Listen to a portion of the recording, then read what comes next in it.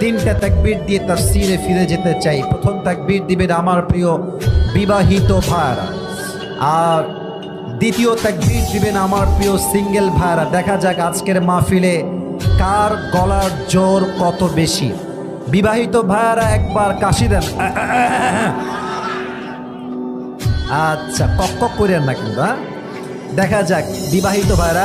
Single তোমরা চুপ থাকো, কথা বইলো না, কথা বললে হেরে যাবা। বিবাহিত ভাইরা তাকবীর দেন, দেখা যাক আপনারাই নাম্বার দিবেন। বিবাহিত ভাইরা লিল্লাহি তাকবীর। হয় নাই, খুবই কম আওয়াজ নাই গো। এবার দেখা যাক সিঙ্গেলরা কাশি দাও। আচ্ছা, দেখা যাক কারা জিতে।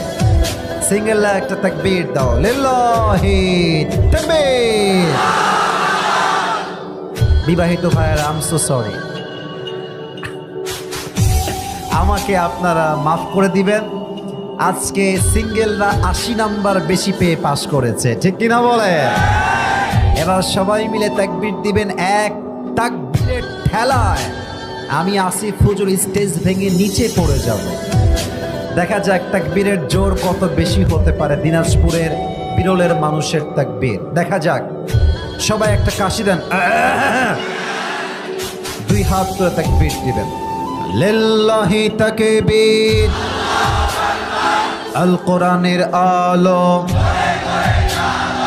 আল হাদিসের আলো।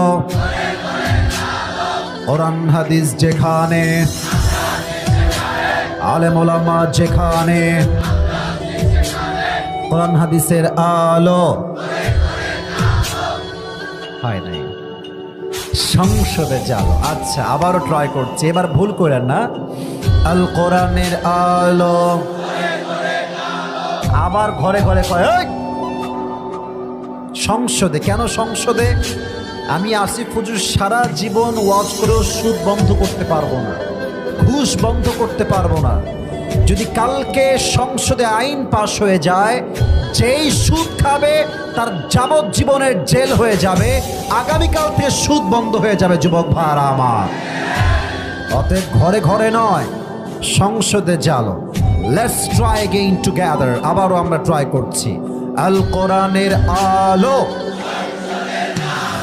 আল হাদিসের আলো। কোরআন হাদিস যেখানে,